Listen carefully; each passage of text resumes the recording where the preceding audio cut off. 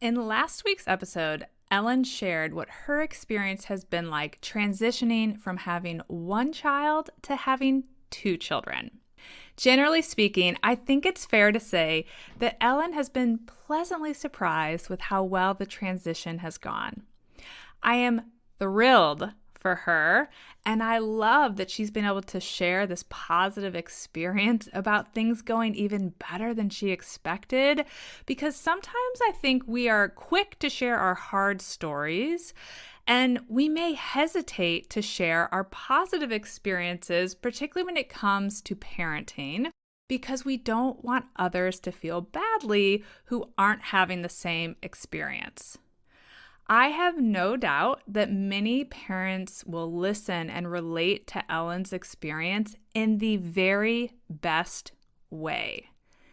And there will be parents who have a totally different experience, one that feels much more challenging. I was one of those people. So today, I'm going to talk a bit about my personal experience and more challenging moments that some of us may have as we grow our families. Hi, I'm Allison Egidi, a pediatric sleep and wellness coach and a mom of two. I love to help parents find solutions. This is How Long Till Bedtime.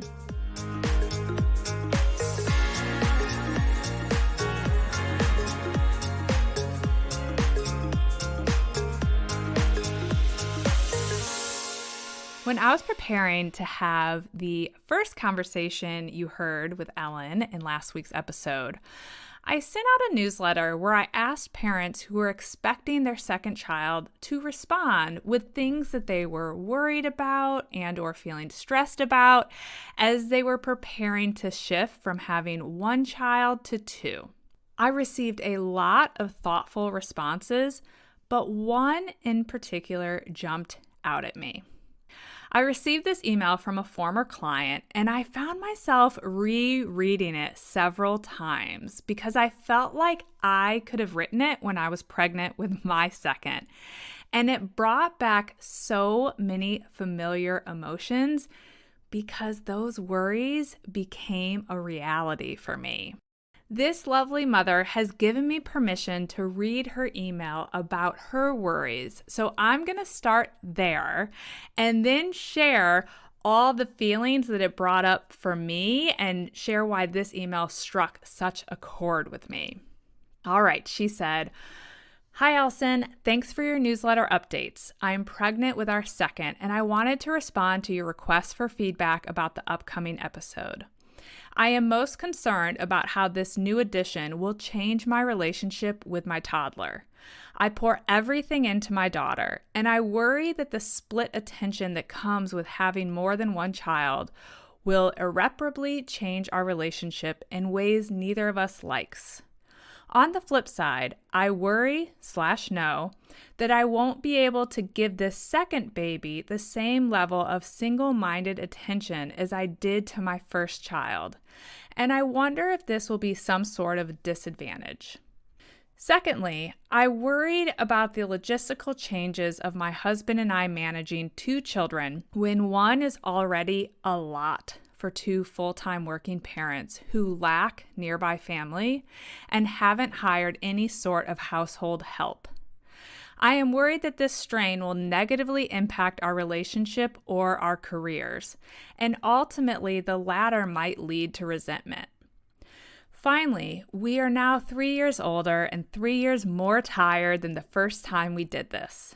As parents in our late 30s, I'm a little worried about the physical strain of caring for a newborn while also having a toddler and trying to recover from pregnancy, birth, and dealing with the sleep deprivations that come with the first few months to years of a new little person's life. I guess I have a lot of worries." This mom's email felt so familiar as I read it, and she did such a good job summarizing her feelings that I thought, I'm just going to read this email. I don't need to write all the feelings I had. but I'm going to elaborate on it a little bit and why I related to it so much. When Mike and I had our second daughter, we were both working full-time outside of our home. I traveled a lot for my job. His office was a 1-hour commute away, and he also did some travel. Not as much as I did, but between the commute and his travel, there were a lot of logistics that we had to navigate. And we had no nearby family to help us. And we were still fairly newish to our community. So we certainly had friends who wanted to be helpful, but there's a big difference between friends who are also managing their own families and having family that can really step in and help. I also related so much to that worry of no longer being able to pour everything into my oldest. But I also worried about not being able to give my second child all of that undivided attention that I was able to give Addison during her first 18 months. Plus, in our situation, we had a toddler, our girls are just 18 months apart, who wasn't sleeping. So in addition to all the worries about how much time we'd have to pour into our first and worry about not being able to give our undivided attention to our second, the idea of having two babies who didn't sleep when we were already struggling to stay afloat was massively overwhelming. And the reality is, the transition from 1 to 2 children nearly broke me. We also were older parents. We didn't start our family until we were in our 30s. And that was a struggle right there. Not having family nearby, both working full time. All of those were pieces that played into this hard transition. And then also a big piece of our struggles was driven by the ongoing sleep deprivation we had with Addison. So we had already been sleep deprived for 18 months when we added another child. So many aspects of the transition felt hard. I really feel like there weren't too many that felt easy. And in addition to being sleep deprived, or in part because we were so sleep deprived, I was also struggling with postpartum anxiety. So there were a lot of pieces adding to why it felt like, as my dad would say, 1 + 1 is more than 2. It felt like we had so much more on our plate. I think one of our biggest challenges was not having any family nearby who could support us in those early months.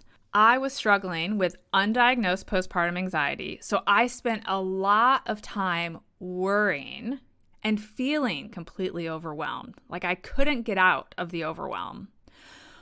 One of the things that we did decide to do that I, truth be told, felt guilty about at the time, but in hindsight was definitely the right decision for our family, was to continue to send Addison to daycare while I was on maternity leave. I didn't send her every single day, and I dropped her off later, and I picked her up earlier than I would if I was working. But taking her to daycare allowed her to maintain a structure and routine that was familiar to her, and it gave me a handful of hours each day to hold and pour into my newborn. It also gave me quiet time and space to teach Ainsley how to become an awesome sleeper. At the time, I felt a lot of guilt about sending Addison to daycare when I wasn't technically working. But I am now grateful we did that. I think our entire family benefited from that structure and time, particularly since my mental health wasn't in the best place back then. What I wasn't aware of, and I don't know how I wasn't aware of this, but I wasn't, were other resources that we could have potentially tapped into for support. For example, I did not know about postpartum doula services back then. We really could have benefited from some help like that a postpartum doula can provide during those early weeks, probably even first couple of months. Someone who could hold the baby so I could take a long nap. Someone who could help me clean all of the bottles and the little parts that go with them. Someone to help me fold the laundry. Just an extra hand when my husband was not here commuting an hour each way. Early on, I also found it exhausting to take care of both my girls by myself for long periods of time. I almost hate to admit that, but it is true. I know some moms, and I would see them at the park. They made it look so easy, and I see them now today. There are some people I just think, you are crushing this transition. That was not me. My girls are only 18 months apart, and I felt like, and I think they truly were, my hands were very full. I had a newborn. I was breastfeeding. You've heard it before if you listen to the podcast. My breastfeeding journey was not easy. So I was struggling, I should say, to breastfeed. And that 18 to 24 month window for Addison, when she was 18 to 24 months old, it was a hard season. So as I was bringing this new baby into our life, Addison was in a very hard season. She had a lot of big feelings about a lot of things. And all of those feelings were made more intense because she wasn't sleeping well. She hated to have her diaper changed. I can have flashbacks that make me shiver thinking about the diaper change struggles we had during that time. She hated to get dressed, and she hated to ride in the car. She hated to be restrained in the car seat. Lots of screaming anytime we got in the car. So because of those struggles, and I had my hands full with a newborn, newborns are unpredictable, I found it particularly challenging to leave the house, to go run basic errands, or just to generally leave the house to do anything with both of my girls by myself in those early months. My maternity leave was 12 weeks with each of my girls. And while I certainly navigated mom guilt when I went back to work after having Addison, it was actually more intense when I went back to work the second time. I'm sure some of this had to do with my increasing postpartum anxiety, but I had this relentlessly nagging feeling of not being able to get enough quality time with each of my girls because in the evenings and the mornings, I was splitting time. I was no longer just focusing on one child.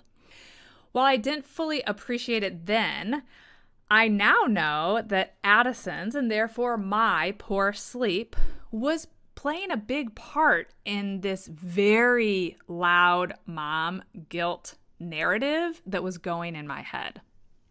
Luckily, I did things in the sleep department very differently with Ainsley, and I was able to guide her to full nights of sleep by the time she was 8 weeks old.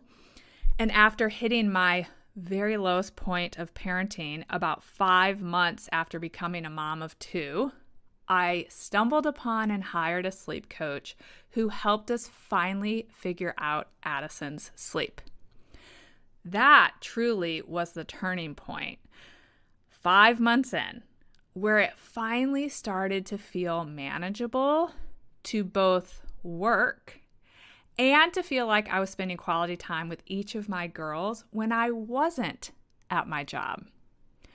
Once we were all well rested, the quality of our time together increased, and my improved mental health allowed me to actually be present, not be worrying about everything else when I was with my girls, and it allowed me to enjoy them, to enjoy my time with them. And it also allowed me to enjoy my time at work with my colleagues and my donors who I liked so much. I was able to be present with them as well, and that guilt and all the negative voices in my head were so much quieter once I was getting the sleep I needed. So that for me was the big turning point for things to feel more manageable. If you're new here and you feel like I've kind of left out a lot of details about Addison's sleep struggles or my postpartum anxiety journey, I want you to know that I share my postpartum story in episode 29, and I share the story about why I became a sleep coach, where I talk a little bit about my sleep journey with Addison, in episode 100. Now, I realize that my story is a bit of a downer, but I will tell you that once we sorted sleep out, I found my groove to being a mom of two. That was my solution. That's when I was able to feel ready to put my foot back on the gas at work, and I had space to pursue my passion for learning about sleep. I felt good about my girls' daycare and how they were being loved on while I was working. And I found my rhythm of being able to pour into each of my children, and most importantly, to be present with them. So that was my journey. And as I'm recording this episode, Ainsley is days away from turning 10 years old. I am 10 years into being a mom of two. And the truth is that there are still days where I worry I'm not giving enough to each of my kids.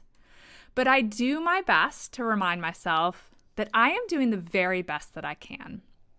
And I continue to find that when I prioritize making sure that I am okay, that I am rested and not totally losing myself in every activity with the kids or losing myself in this work that I love so much, I am then able to be the best version of myself for my girls. I decided to record this episode to follow up on my conversation with Ellen because I think it's important to share different stories. Some moms, and dads as well, of course, will find the adjustment to having two kids to be easier than they expected. And some may feel all the worries became your reality. If you, like me, fall into that second group, please know that you're doing a great job and you will find your solution. For me, it was sleep. Yours may be something else. It may be the postpartum doula support. You will find your solution. Keep looking, and it will get easier. This is a season, and seasons change. So please know you've got this. And if you fall into that first group, like Ellen, keep on rocking on with your bad self and keep being part of that encouraging village to those moms who are maybe having a bit of a more challenging time. Everybody's journey is going to be different. And what helps you through this transition is going to be unique and different. And all of it is okay. I am sending all of you lots of love as we continue to navigate our unique parenting journeys together. All right, bye for now. Thank you for listening to How Long Till Bedtime. To learn how we can work together to improve your child's sleep, please visit sleepandwellnesscoach.com.